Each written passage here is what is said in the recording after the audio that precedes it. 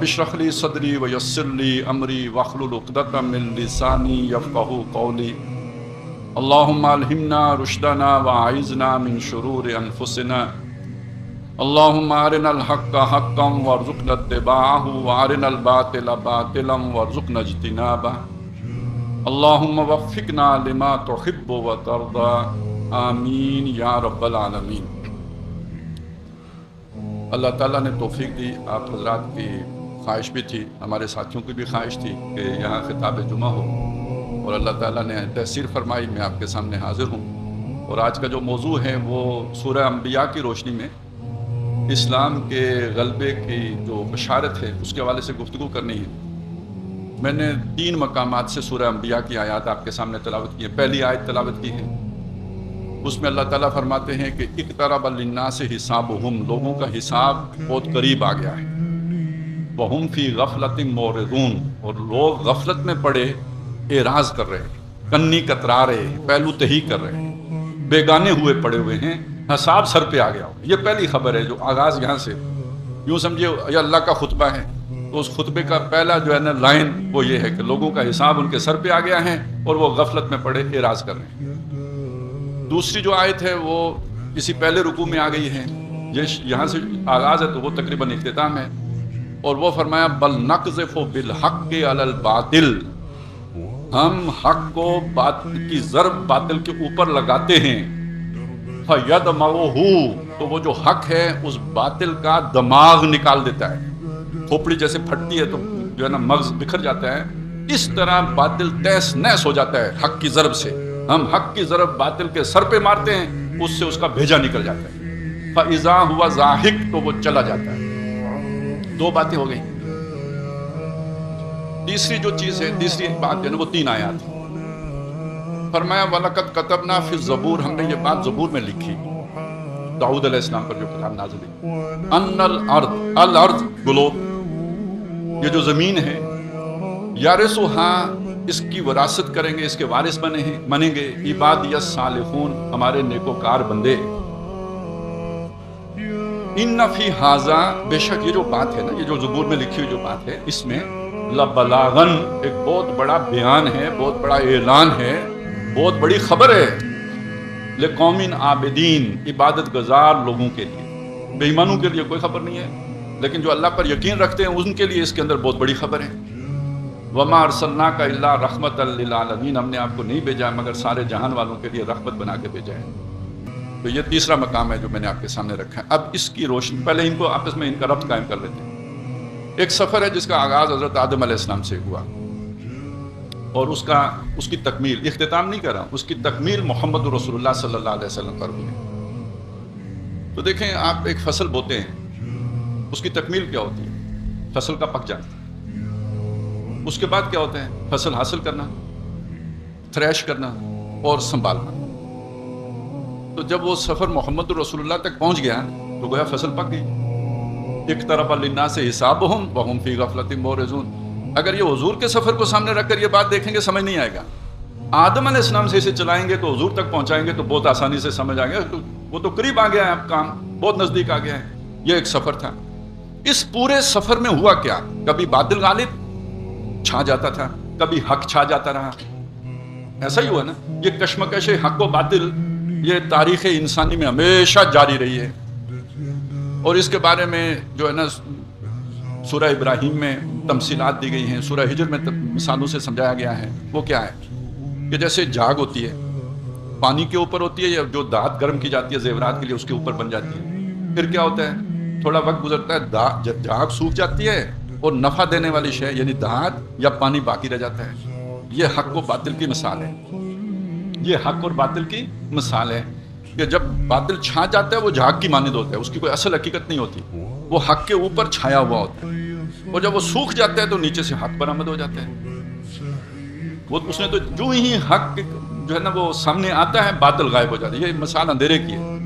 अंधेरा है, जो ही रोशनी होगी तो अंधेरा छट जाएगा खुद ब। अंधेरे को दूर करने के लिए कोई इजाफी मेहनत की जरूरत नहीं है, रोशनी करने की जरूरत है, अंधेरा छट गया। इसी तरह हक व बातिल की कशमकश का मामला है, जो ही हक सामने आता है बातिल छट जाता है। ये तारीख, ये जो कशाकश हक व बातिल है, पूरी तारीख इसकी गवाह है اس کو ایک جملے میں بیان کر دیا کہ گویا ہم حق کی ضرب لگاتے ہیں، باطل پر وہ چلا جاتا ہے۔ اب اس کی روشنی میں جس دور میں میں اور آپ پیدا ہوئے ہیں اس کا آپ جائزہ لیں تو یہ باطل کے غلبے کا دور تھا، یہ جھاگ کا دور تھا، اس کے نیچے ہمیں پانی یا دھات نظر ہی نہیں آتا، یہ حق کے غلبے کا دور نہیں تھا۔ نبی صلی اللہ علیہ وسلم کے بعد 14 صدیاں بیت چکی تھی، ان میں سے پہلے 1000 سال تک اسلام کی روشنی پھر بھی رہی ہے، ٹمٹماتی چراغ کے مانند رہی ہے، لیکن جو پچھلے 400 سال ہیں اس میں تو وہ صورت رہی ہے نا کہ بستی کا کوئی حد سے گزرنا دیکھے، اسلام کا گر کر نہ ابھرنا دیکھے، مانے نہ کبھی کہ مد ہے ہر جزر کے بعد دریا کا ہمارے جو اترنا دیکھے، اور اے خاصان رسول وقت دعا ہے، امت پہ تیری آ کے عجب وقت پڑا ہے، وہ دین کے جو بڑی شان سے نکلا تھا وطن سے پردیس میں وہ آج غریب الغربا ہے۔ یا جو حضور نے فرمایا تھا کہ بدا الاسلام و غریباً فسیعود کما بدا، اسلام شروع ہوا تو کوئی اسے نہیں پہچانتا تھا، جانتا تھا، کوئی اس کو وقت نہیں دیتا تھا، عنقریب یہ لوٹ کے ویسا ہی ہو جائے گا جیسے کہ یہ شروع ہوا تھا۔ تو گویا اس 1000 سال کے بعد اسلام لوٹ کے وہ بستی میں چلا گیا، اندھیرے میں چلا گیا۔ یا جسے جو سورہ انشقاق میں ایک نقشہ آتا ہے نا ہمارے سامنے، فلا اقسم بالشفق، تو نہیں میں قسم کھاتا ہوں روشنی، وہ جو شفق ہوتی ہے نا سورج طلوع ہونے سے پہلے یا سورج غروب ہونے کے بعد، وہ جو تھوڑی سی رہ جاتی ہے، تو یہاں ہم اس کی مراد لیں گے سورج غروب ہونے کے بعد۔ سورج کون ہے؟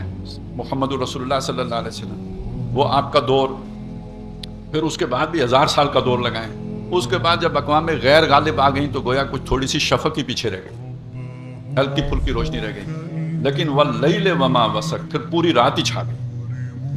یہ وہ دور ہے کہ جب وضع میں تم و نصارہ تو تمدن میں ہنود، یہ مسلمان ہیں کہ جنہیں دیکھ کے شرمائے یہود۔ لیکن جو پچھلی صدی ہے نا یہ ریوائول کی صدی، اس میں تحریکیں اٹھی، مختلف علاقوں میں مختلف تحریکیں اٹھی، کہیں اخوان اٹھے ہیں، کہیں جو ہے نا وہ مولانا عبدالکلام آزاد نے حزب اللہ بنائی ہے، کوئی تبلیغی جماعت ہے، کوئی جماعت اسلامی ہے، ہر طرف تحریکیں اٹھی ہیں، اور انہوں نے وہ پھر جو ہے نا وہ جگانے کی کوشش کی، مسلمانوں کو جگانے کی کوشش کی، اور یہ تقریباً پچھلی صدی کا جو یوں سمجھیے کہ پہلا نصف اول ہے جس میں یہ تحریکیں اٹھی، اور ان کا ایک اثر پڑا ہے۔ وہ اثر جو ہے نا وہ ٹائن بی نے بیان کیا ہے، یہ کوئی مسلمان نہیں ہے، عیسائی ہے، اور بڑا غالی عیسائی ہے، متعصب عیسائی ہے، لیکن وہ ارلی 50s میں یہ دعویٰ کر رہا ہے کہ 21ویں صدی اسلام کی صدی ہے۔ یہ کس چیز کا اثر تھا؟ وہ جو مسلمانوں کی یہ تحریکیں اٹھ رہی تھی اس سے اس نے اندازہ لگا لیا ہے، حق و باطل کی اس کشمکش سے وہ واقف تھا، وہ تاریخ دان ہے اور فلسفہ تاریخ سے واقف ہے، اسے اپنے تہذیب کے باطل ہونے میں کوئی شک نہیں ہے اور اسلام کے حق ہونے میں کوئی شک نہیں ہے، اور اس نے ایک اندازہ لگایا کہ 21ویں صدی اسلام کی صدی ہوگی۔ یہ تقریباً 80s میں وہ کتاب آئی تھی، 1980 والی دہائی میں، کلیش آف سویلائزیشن والی، تہذیبوں کا تصادم، اور اس میں پہلے نمبر 2 ہی تہذیبیں انہوں نے کہا تھا ہمارے مقابلے میں کھڑی ہیں، ایک اسلامی تہذیب ہے اور دوسری جو ہے نا یہ کنفیوشس کی تہذیب، یہ چائنا والی۔ آج ہم پتہ کہاں کھڑے ہیں؟ آج وہ مسلمان اور چائنا قریب آ چکے ہیں، جہاں پہ پہنچ گئے ہو، آگے جو ہونا ہے میں ابھی اس کی بات نہیں کر رہا، یعنی یہاں تک یہ سفر پہنچ چکا ہوا ہے۔ انہوں نے انہی 2 تہذیبوں کو اپنے مقابل تہذیبوں کے طور پر پیش کیا تھا، اور اب یہ کتنا گہرا ان کے لاشعور میں اترا ہوا ہے کہ یہ جو ایران اور امریکہ کی جنگ ہوئی ہے، اس میں جب وہ ایک کرٹیکل پوزیشن پہ پہنچا، امریکہ اپنے مقاصد حاصل کرنے میں ناکام ہوا اور ڈیسپریٹ ہوا، تو وہ الفاظ زبان سے نکلے ہیں ٹرمپ کے کہ ایک سویلائزیشن کا خاتمہ کرنے کا۔ اب کوئی سمجھ آئے، یہ تہذیبوں کا تصادم کوئی سازشی تھیوری نہیں ہے، یہ آپ کو بہکایا جاتا ہے، بہلایا جاتا ہے کہ یہ سازشی تھیوری ہے، یہ کوئی سازشی تھیوری نہیں ہے، یہ ایک ریئلٹی ہے جس پر کام ہوتا ہے، اور وہ نکل جاتی ہے سچی بات جس کے منہ سے مستی میں فقیر مسند بین سے وہ رندے بادہ خار اچھا۔ یہ ہمارے مسند بین تو ہمیں سمجھاتے رہتے ہیں کہ یہ سازشی تھیوری ہے، وہ بادہ خار شرابی رات کو اٹھ کے بتا دیتا ہے ٹویٹ کر کے، نہیں یہ سچی تھیوری ہے، اس میں کوئی شک نہیں ہے، ایسا ہی ہے۔ تو یہ اب یہ 2 تہذیبوں کا تصادم تو ثابت ہو گیا، تو اس میں حق پر کون ہے اور باطل پر کون ہے،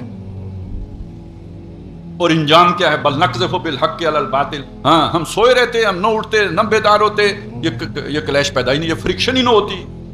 جب آپ کھڑے ہو گئے اور کھڑے ہوئے ان لوگوں کی محنتوں سے جو پچھلی صدی میں تحریکیں چلی ہیں،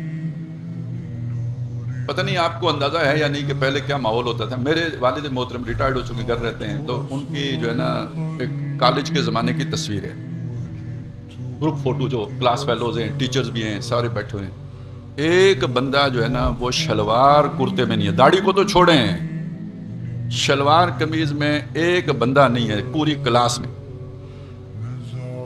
اور شاید ایک کوئی ٹیچر ہے داڑھی والا، باقی کسی کی داڑھی کیا چھوٹی کیا بڑی کیا خشخشی کیا لمبی کوئی نہیں، صاف چٹ پٹ، نہ مچھ نہ داڑھی۔ یہ ہمارے تعلیمی اداروں کا ماحول تھا۔ اور یہ میں کوئی لاہور کی بات نہیں کر رہا ہوں، یہ میں کوئی وہ ایچ ایس این کالج کی بات نہیں کر رہا، یہ مری کا ایک جو ہے نا کالج کی صورتحال یہ تھی جہاں سارے دیہاتی بچے پڑھنے آتے تھے، ٹھیک ہے نا۔ اس سے آپ اندازہ لگا لیں کہ وہ کیا دور تھا اور یہ کتنا فرق واقع ہو چکا ہوا ہے۔ آج آپ کے تعلیمی اداروں میں ایک طرف وہ بھی ہے، ہر وہ مطلب بالکل ہی رنگینیاں بھی ہیں، لیکن دوسری طرف آپ کو معتدب تعداد میں وہ لوگ نظر آئیں گے جو عملاً دیندار ہیں۔ تو کلیش آپ کو ہر جگہ نظر آئے گا، فرق ہر جگہ نظر آئے گا، ایک ہی رنگ میں رنگ نہیں گئے، بلکہ یہ کہ آپ کو وہ ڈویژن نظر آ رہی ہوگی۔ تو اس کا وہ نتیجہ ہے کہ جو آخر میں جا کے ظاہر ہونا ہے۔ قرآن مجید نے بڑے عجیب انداز میں اس کی پیشن گوئی کی ہوئی ہے۔ یہ دیکھیں نا، یہ سورہ انبیاء کی آیات ہیں، میں نے ٹکڑے ٹکڑوں میں سے آپ کو سنایا، ڈاٹس ہیں آپ نے ملانی ہیں، آخر میں جا کے کیا ہے، یہ آخری رکوع کی آیات اب میں آپ کو سناتا ہوں۔ فرمایا وَلَقَدْ كَتَبْنَا فِي الزَّبُورِ، ہم نے یہ بات زبور میں لکھ دی تھی، یہ قرآن کی بات نہیں، اس سے پہلے لکھ دی تھی زبور میں۔ داؤد علیہ السلام، داؤد علیہ السلام کون ہے؟ یہ یوں سمجھ لیجئے کہ یہ بنی اسرائیل کے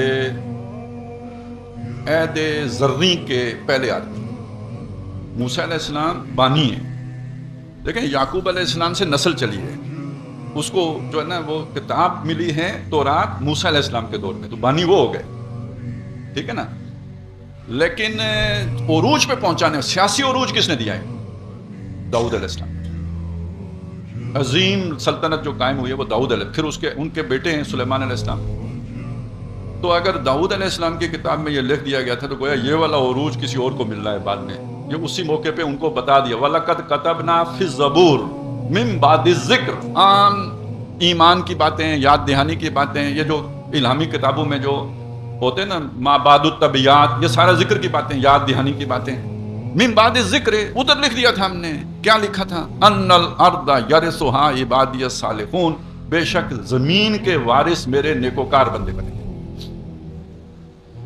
اگر آپ اس صالحون کا میں نے ترجمہ نیکوکار کیا ہے، اس ترجمے کو دیکھنے کا ایک طریقہ تو یہ ہے، لغت میں بھی جا کے دیکھیں، وہاں سے بھی دیکھ سکتے ہیں، لیکن اس سے بہتر طریقہ یہ ہے کہ سورہ انبیاء جو ہے نا یہ اللہ تعالیٰ کا ایک خطاب ہے۔ اس سورہ مبارکہ میں یہ عابدین بھی اور صالحین بھی بکثرت استعمال ہوا ہے۔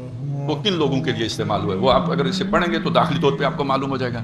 وہ ابراہیم علیہ السلام کے لیے استعمال ہوا، وہ لوط علیہ السلام کے لیے استعمال ہوا، وہ حضرت یسع کے لیے استعمال ہوا، حضرت اسماعیل کے لیے استعمال، یہ جو انبیاء اور رسول ہیں ان کے لیے استعمال ہوا، اور علیحدہ علیحدہ ایک ایک کا ذکر کر کے استعمال ہوا۔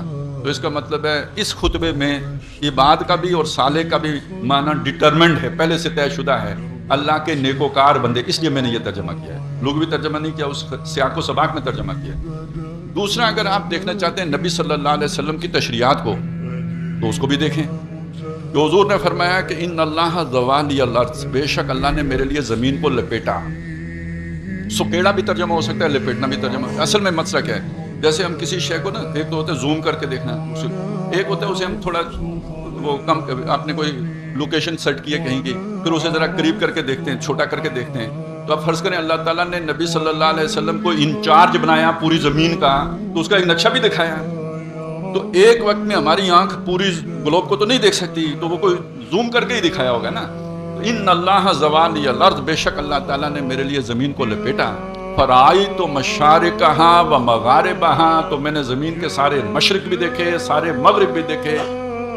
اور اگلی بات کیا فرمائی؟ وَإِنَّ أُمَّتِي سَيَبْلُغُ مُلْكُهَا مَا زُوِّيَ لِي مِنْهَا، اور بے شک میری امت کی بادشاہی اس سب پر قائم ہو کے رہے گی جو اللہ نے مجھے لپیٹ کر دکھایا۔ گویا یہ گلوبل امت کی گلوبل بادشاہی کا اعلان ہے۔ مشرق و مغرب میں تیرے دور کا آغاز ہے، یہ اس کا اعلان ہے۔ اب یہ جو مفہوم میں نے آپ کے سامنے رکھا، یہ ذہن میں رکھیں تو اگلا جملہ سمجھ میں آئے گا۔ ان فی ھذا لبلاغا، یہ بہت بڑا اعلان ہے، عظیم اعلان ہے، اور اس مادی دنیا میں تو بہت بڑا اعلان ہے۔ آج جہاں پہ انسان پہنچا ہے، دیکھیں گلوبل آرڈر کی بات ہو رہی ہے، پوری دنیا کا ایک انتظام، نیو ورلڈ آرڈر، بات چل رہی ہے نا، گلوبل ولیج۔ دنیا پوری ولیج کے مانند، گاؤں کی مانند ہو گئی. چودھری ایک، آرڈر ایک، حکومت ایک، انتظام ایک. یہ آج کی ضرورت ہے. لیکن پرابلم کیا ہے؟ پرابلم یہ ہے کہ آپ نے انسانوں کی جو تقسیم کی ہے یا انتظام کیا ہے وہ قومیتوں کی بنیاد پر کی ہے. نیشن سٹیٹس ہیں نا جو اس وقت موجود ہیں، اور ہر نیشن کے ساتھ ایک تعصب ہے جس نے اس قوم کو جوڑ کے رکھا ہوا ہے.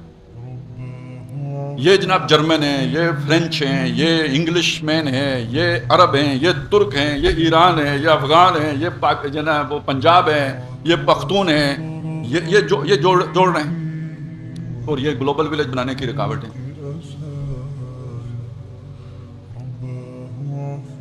دیکھیں نا آج امت بننے کی رکاوٹ کیا ہے؟ ترک، عرب، فارس، عجم، یہ نیشنلزم کی تقسیمیں ہیں جو امت بننے کی رکاوٹ ہیں. تو پورے گلوب کو ایک آرڈر لانے کی رکاوٹ بھی تو یہی ہے نا بھائی. یورپین اقوام امریکہ کی بالادستی کو کیسے قبول کریں گے؟ وہ ایک دوسرے کی نہیں کرتے، ان کی کیسے کریں گے؟ اب آپ سوچیں کہ گلوبل آرڈر کون سا ہو سکتا ہے جو تمام انسانوں کو جوڑ سکے؟ کس کے پاس ہے وہ فلسفی؟ کسی کے پاس نہیں، سوائے اسلام کے. دو بنیادیں فراہم کرتا ہے. یا ایھا الناس، اے لوگو، مسلمانوں نہیں، یا ایھا الناس، اے لوگو، انا خلقناکم، ہم نے تمہیں پیدا کیا. گورے کو بھی ہم نے پیدا کیا، کالے کو بھی ہم نے پیدا کیا. مخلوق ہونے کے اعتبار سے سارے برابر ہو گئے یا نہیں ہو گئے؟ رنگ کی بنیاد پہ جدائی ہوگی. مخلوق اللہ کے بندے ہونے کے، اللہ کے مخلوق ہونے کے اعتبار سے سب برابر. انا خلقناکم، اور دوسرا کیا؟ من ذکر و انثی، ایک مرد اور ایک عورت سے پیدا کیا. یہ رنگ شنگ تو بعد میں بدلے، ماں باپ تو سب کے ایک ہیں. یہ بنیاد کوئی اور نہیں دے سکتا، یہ صرف اسلام دے رہا ہے. تو گویا اسلام ہی وہ آئیڈیالوجی ہے، محمد رسول اللہ صلی اللہ علیہ وسلم کا لایا ہوا دین ہی وہ واحد نظریہ ہے جو سارے انسانوں کو ایک لڑی میں پرو سکتا ہے. باقی کوئی نظریہ ایسا نہیں کہ جو اتحاد پیدا کر سکے. بات سمجھ میں آ گئی؟ تو میں نے آپ کے سامنے 3 دلائل رکھے.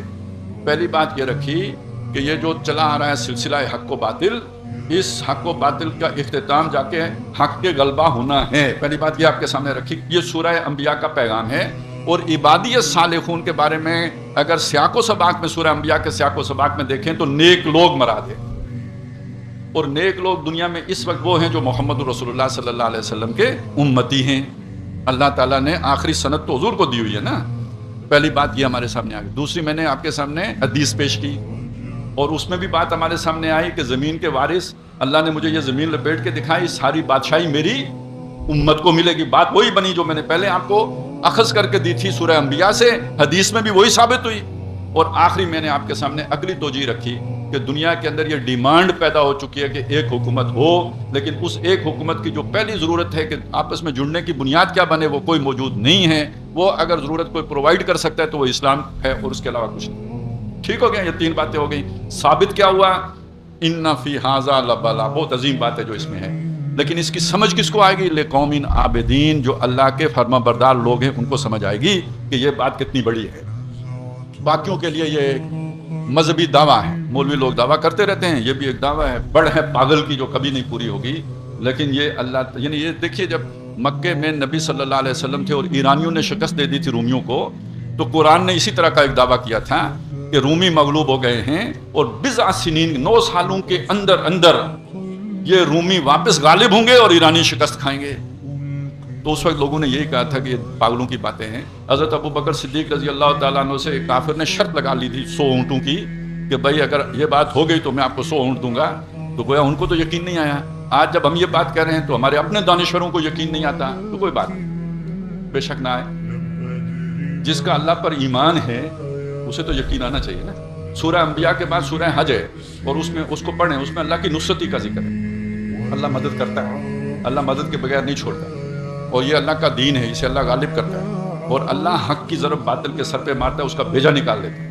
اب آئے آخری بات، وَمَا أَرْسَلْنَاكَ إِلَّا رَحْمَةً لِّلْعَالَمِينَ. اے نبی، ہم نے آپ کو نہیں بھیجا مگر سارے جان والوں کے لیے رحمت بنا کے بھیجا. اس کا کیا مطلب ہے؟ پہلی بات اس میں سارے جہان والوں کے لیے رحمت بنا کے. اس رحمت سے استفادہ اولین کس نے کیا؟ عربوں نے کیا. پھر کس نے کیا؟ جہاں تک اسلام پہنچا ان لوگوں نے کیا. ایران تک بھی پہنچا، ہندوستان تک بھی پہنچا، انہوں نے بھی کیا. لیکن کیا امریکہ تک پہنچا؟ فرانس تک پہنچا؟ نہیں پہنچا. تو وہ تو ابھی محروم ہے نا. اور حضور ان کے لیے بھی رسول رحمت ہے یا نہیں ہے؟ ان کے لیے بھی رحمت ہے. تو اس کا مطلب یہ جوڑے نا آپس میں کہ جب کل وہ جو وعدہ پورا ہوگا نا کہ زمین کے وارث نیکوکار بنیں گے تو اے نبی آپ کی رحمت کا اظہار سب کے لیے ہوگا. اب یہ رحمت کیا؟ میں تھوڑا سا ایک تو رحمت ہوا جو آخرت میں ظاہر ہوگی. میں اس وقت اس کی بات نہیں کر رہا ہوں, میں دنیا کی رحمت کی بات کر رہا ہوں. اس دنیا کی رحمت کو آپ سمجھیں. یہ ہمارا ملک ہے پاکستان, یہ لا الہ الا اللہ کے لیے بنا. 2 سال پہلے جو کچھ یہ تھا آپ کو پتہ ہے, دنیا میں اس کا چہرے پہ جو کالک ملی ہوئی تھی وہ آپ کو پتہ ہے, میں اس تفصیل میں نہیں جا رہا. پچھلے سال ہم نے انڈیا سے اللہ نے ہمیں جو فتح عطا کی. وہ ہم نہ مانے, دنیا مانتی ہے. کوئی بھی نہ مانے, ٹرمپ اکیلا مانتا ہے اور وہ سب سے منوا کے چھوڑے گا. وہ اسی لیے روز ایک جہاز کا اضافہ کر دیتے ہیں. یہ اسی طرح کی بات ہے جیسے فرعون کے دربار میں جادوگر جیتے تھے. درباریوں کو نہیں سمجھ آئی کیا ہوا, جادوگروں کو سمجھ آئی ہے کیا ہوا. یہ جو انڈیا سے ہماری جیت ہوئی ہے یہ جنگی ماہرین جانتے ہیں کیا ہوا ہے. یہ عام جو ہے نا بندے کو سمجھ ہی نہیں آتی کیا ہوا ہے. یہ 5th جنریشن کے جہاز گرا دینا کوئی خالہ جی کا گھر نہیں ہے. وہ ہو گیا, جو جانتے ہیں انہیں پتہ ہے کیا ہوا. وہ ایسے ہی تو ہمارا دیوانہ نہیں بنا. ہم نے اپنی ورتھ پروف کیا تو اس کے بعد وہ ہمارا دیوانہ بنا. اسی طرح اس سے بڑھ کر معاملہ اب ہوا ہے. یہ کوئی کم نہیں ہے. اور دو اعتبار سے, ایران اور پاکستان دونوں کے اعتبار سے.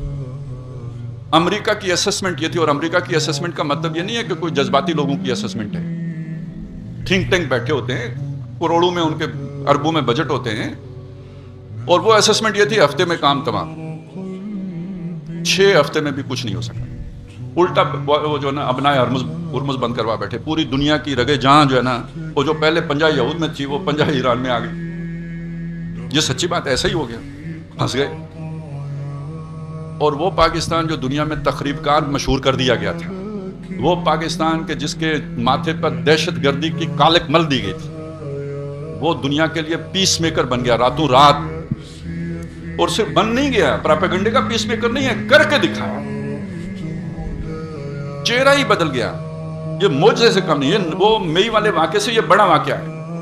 ایران کا دفاع کر لینا امریکہ کے مقابلے میں, اور پاکستان کا پیس میکر بن کے اپنا امیج بنا لینا پوری دنیا کے سامنے. کامیابی ناکامی بات کی بات ہے, یہ امیج بن جانا, پرسپشن بن جانا, عظیم کامیابی. اور یہ اللہ کی مدد کے بغیر کسی انسان کے بس کی بات ہی نہیں ہے. بلا شبہ اس پراپیگنڈے پہ کھربوں ڈالر لگے ہیں پاکستان کی یہ تصویر غلط بنانے میں. اللہ نے ایک رات میں بل نقذف بالحق علی الباطل فیدمغه, راتوں رات وہ دھو کے بالکل نکھرا صاف منمونا, ساری دنیا عاشق ہو گئی. اور وَأَلْقَيْتُ عَلَيْكَ مَحَبَّةً مِّنِّي, وہ جو موسیٰ علیہ السلام کے چہرے پہ محبت ڈال دی تھی, ویسی محبت اللہ نے دنیا والوں کے دلوں میں پاکستان کی پیدا کر دی. ایسے ہی تو نہیں ہو گیا. یہ آنے والے دور کی ایک دھندلی سی تصویر دیکھ, کھول کے آنکھ میرے آئینہ افکار میں, آنے والے دور کی ایک دھندلی سی تصویر دیکھ. اس کا نقطہ آغاز ہے, واضح آغاز ہے. تو یہ امن جو ہے نا یہ انسانی فطرت ہے. تو رحمت کا سب سے بڑا مظہر کیا, اللہ کے راضی ہونے کا سب سے بڑا مظہر کیا ہے؟ امن. ابراہیم علیہ السلام نے جب اپنی ضروریت ایک حصہ آ کے آباد کیا تھا مکہ مکرمہ میں, وادی غیر ذی زرع میں, تو دعا کیا مانگی تھی؟ امن کی. وَاجْعَلْ هَذَا الْبَلَدَ آمِنًا, اس شہر مکہ کو امن کا گہوارہ بنا. یہ انسانی فطرت ہے, امن کا خواہ. جو امن کی کوشش کرے گا وہ محبوب ہو جائے گا. یہ جو آپ کو اچھا لگنا, دنیا نے اچھا سمجھا آپ کو, اس لیے سمجھا. پہلے دنیا دہشت گرد سمجھتی تھی, نفرت کرتی تھی. آپ کو جب امن کا پیغمبر سمجھا, آپ سے محبت پیدا ہوگی. اور امن کا جو دوسرا مظہر, جو امن کی بنیاد بنتی ہے نا شے, وہ کیا ہے؟ عدل. امن کی بنیاد جو شے بنتی ہے وہ عدل. جہاں ظلم ہوگا وہاں امن نہیں ہوگا. آپ گھر میں بیوی پہ ظلم کر کے دیکھیں, گھر کا امن ختم. ساس بہو میں ظلم, امن ختم. جہاں ظلم ہوگا امن نہیں ہوگا, جہاں عدل ہوگا وہاں امن ہوگا. تو اللہ تعالیٰ جو ہمارا رب ہے, جو ہمارا خالق ہے, جو ہمارا شارع ہے, جس نے ہمیں قانون دیا ہے, پہلی بات وہ المؤمن ہے, امن دینے والا ہے. ایمان سے ہمارا تعلق اللہ سے جڑتا ہے. وہ ایمان کا مطلب ہی امن دینا ہے. اسلام سلامتی دینے کو کہتے ہیں. سمجھ آئی نا بات کی؟ اسلام دین فطرت ہے تو وہ یہ چیز ہے. اور دوسری بات, اللہ تعالیٰ العدل ہے, سراپا عدل ہے. مصدر آیا ہے, صفت نہیں آئی ہے. یعنی اللہ خود عدل ہے. عادل ہونا اور بات ہے, یعنی اس کی وہ عدل کرتا ہے, وہ خود کوئی اور چیز بھی ہو سکتی ہے. لیکن جب آپ کہیں جیسے میں مٹی ہوں تو جب کہیں عدل ہے تو اس کا مطلب سراپا عدل ہے، بنیادی عدل ہے۔ اس اللہ نے اپنے جو سارے نبی بھیجے، رسول بھیجے، یہ بھیجے کیوں بھیجے؟ لِيَقُومَ النَّاسُ بِالْقِسْطِ، تاکہ لوگ انصاف پر کھڑے ہو جائیں۔ ختم نبوت کے بعد اس نے امت کھڑی کی، وَاجْتَبَاكُمْ، اس نے تمہیں چن لیا۔ ثُمَّ أَوْرَثْنَا الْكِتَابَ الَّذِينَ اصْطَفَيْنَا مِنْ عِبَادِنَا، اپنے بندوں میں سے ہم نے ان لوگوں کو اپنے کتاب کا وارث بنا دیا جو ہمارے بندے تھے، یعنی مسلمان۔ استفا کا لفظ آ گیا، مصطفیٰ بھی ہے، یہ امت بھی مصطفیٰ ہے، یہ امت بھی مجتبی ہے۔ اس کا کیا مقصد بیان کیا؟ کونوا قوامین بالقسط، انصاف کے کام کرنے والے بن کے کھڑے ہو جاؤ، شہداء للہ، تب اللہ کی گواہی دو گے۔ یہ مقصد ہے اس امت کا، اور اس میں نہ محبت آڑے آئے نہ نفرت آڑے آئے۔ تو جب یہ عدل جب پوری دنیا میں قائم ہو جائے، مجھے بتائیں اس سے بڑی رحمت اور کیا ہو؟ اس رحمت کی ایک جھلک تھی جو مدینے میں نظر آئی تھی۔ یعنی دیکھیں، سب سے زیادہ رحیم اور شفیق ہستی ماں ہوتی ہے نا، مامتا ماں کی مشہور ہے۔ ایک واقعہ آتا ہے کہ بچہ رو رہا تھا، چھوٹا بچہ رو رہا تھا، تو حضرت عمر گشت کر رہے تھے، آواز کان میں پڑی، پتہ کروایا کہ بچہ کیوں رو رہا ہے، کیا تکلیف ہے بچے کو، کیوں روتا ہے؟ معلوم ہوا بھوکا ہے اس لیے روتا ہے۔ ماں دودھ کیوں نہیں پلاتی؟ ماں دودھ اس لیے نہیں پلاتی کہ قانون یہ تھا کہ جب بچہ دودھ چھوڑ دے گا تو ریاست وظیفہ دینا شروع کرے گی۔ تو ماں یہ چاہتی ہے یہ دودھ چھوڑے، جا کے تحصیلدار کو دکھاؤں کہ یہ اب دودھ نہیں پیتا تو وظیفہ جاری ہو جائے، یہ چاہتی ہے ماں۔ دیکھیں اب قانون کا تقاضا آج ہوتا تو کیا تھا کہ جی ماں کو سزا دو، بچہ لے لو، دوسرے کے حوالے، یہی کچھ کرتے ہیں نا، ویسٹ میں بھی یہی ہو رہا ہے۔ حضرت عمر نے الٹ کیا، انہوں نے جا کے نیا آرڈیننس جاری کیا، بچہ پیدا ہوتے ہی وظیفہ شروع۔ یہ ریاست ہوتی ہے جو ماں جیسی ہوتی ہے، اور یہ وہ رحمت ہے محمد الرسول اللہ کی صلی اللہ علیہ وسلم جو ساری دنیا کے لیے، تمام انسانوں کے لیے ہے، بلا امتیاز، مسلمان و کافر۔ تو اس عدل کا پوری دنیا میں جب ظہور ہوگا تب محمد الرسول اللہ صلی اللہ علیہ وسلم کی رحمت کی تکمیل ہوگی۔ تو ہم نے آپ کو بھیجا ہی سارے جہان والوں کے لیے رحمت بنا کر ہیں۔ اب آپ سوچیں دنیا ختم ہو سکتی ہے؟ اقترب للناس حسابهم وهم فی غفلۃ معرضون، دنیا ختم ہو سکتی ہے اس سے پہلے کہ حضور کی وہ رحمت کی تکمیل ہو؟ نہیں ہو سکتی۔ تو یہ اضافی بات ہمارے سامنے آ گئی کہ ہم پوری نوع انسانی در حقیقت محمد الرسول اللہ صلی اللہ علیہ وسلم ہی کی طرف بڑھ رہی ہے۔ اب میرے اور آپ کے کرنے کا کام کیا ہے؟ دوسرے فلسفوں کی طرف دیکھنے کی بجائے اپنا دامن محمد الرسول اللہ صلی اللہ علیہ وسلم کے ساتھ باندھ لیں، آپ کے دین کے سچے پیروکار بن جائیں۔ اور میں آپ کو سچی بات بتاتا ہوں، جب حق آتا ہے تو باطل ہی نہیں مٹتا، تمام اہل باطل بھی مٹ جاتے ہیں، اور سروائیو وہی کرتا ہے جو حق کے ساتھ ہوتا ہے۔ اور یہ بھی پیشن گوئی اقبال نے کی تھی کہ اس دور میں سب مٹ جائیں گے، ہاں باقی وہ رہ جائے گا جو قائم اپنی راہ پہ ہے اور پکا اپنی ہٹ کا ہے۔ اقبال کے دور میں سپر پاور روس، سپر پاور امریکہ پہلا گیا، دوسرا آخری دم بھر رہا ہے، ٹھیک ہے؟ اور یہ دیکھیں اب طاقت کدھر شفٹ ہو رہی ہے۔ جن سے کل کوئی ڈھنگ کا کام نہیں ہوتا تھا، اب دنیا ان سے امیدیں باندھ رہی ہے۔ اس کا مطلب ہے کوئی تبدیلی آ رہی ہے، حقیقی تبدیلی، صحیح والی تبدیلی۔ تو یہ حق کے غلبے کی تبدیلی ہے، تو ہم حق کے ساتھ جڑیں گے تو بچیں گے۔ اسی روش پہ قائم رہے نا جو ہم پرانا دیکھتے ہیں کہ بھائی جس نے حرام کھایا پھلا پھولا، اب نہیں پھلے پھولے گا۔ جو ایول ڈوئرز تھا اس کی دنیا عیاشی میں اب نہیں گزرے گی، یہ میں سمجھا رہا ہوں آپ کو۔ دنیا بدل گئی ہے، اس بدلی ہوئی دنیا میں اپنا نیا کردار متعین کریں گے تو خود بچیں گے، نہیں تو نہیں بچیں گے۔ سچا زمانہ آ رہا ہے، جھوٹا زمانہ ختم ہو رہا ہے۔ یہ 400 سال 500 سال اللہ کی تقویم میں کوئی صبح و شام ہے، ہماری تقویم میں بہت بڑے ہیں، 5 صدیوں کی بات ہے۔ تو ہمیں اب اپنے آپ کو جوڑنا چاہیے دین کے ساتھ، قرآن کے ساتھ، اہل دین کے ساتھ، تب ہمارے جو ہے نا وہ اپنی بچت کی صورت بنے گی، دنیا میں بھی اور آخرت میں بھی۔ نہیں تو پھر یہ کہ خسرت دنیا والآخرہ، دنیا کا بھی خسارہ اور آخرت کا بھی خسارہ۔ اللہ تعالیٰ ہمیں اپنے نیک بندوں کے ساتھ، کونوا مع صادقین، سچے جو اصلی اللہ کے بندے، ان کے ساتھ جڑنے کی توفیق عطا فرمائے، اپنی کتاب کے ساتھ جڑنے کی توفیق عطا فرمائے، اپنے رسول کا ہمیں فرما بردار بنائے، اپنے احکام کا پابند بنائے، اور دین کا خادم اور خدمت گزار بنائے۔ بارک اللہ لی و لکم فی القرآن العظیم و نفعنی و ایاکم بالآیات و ذکر الحکیم۔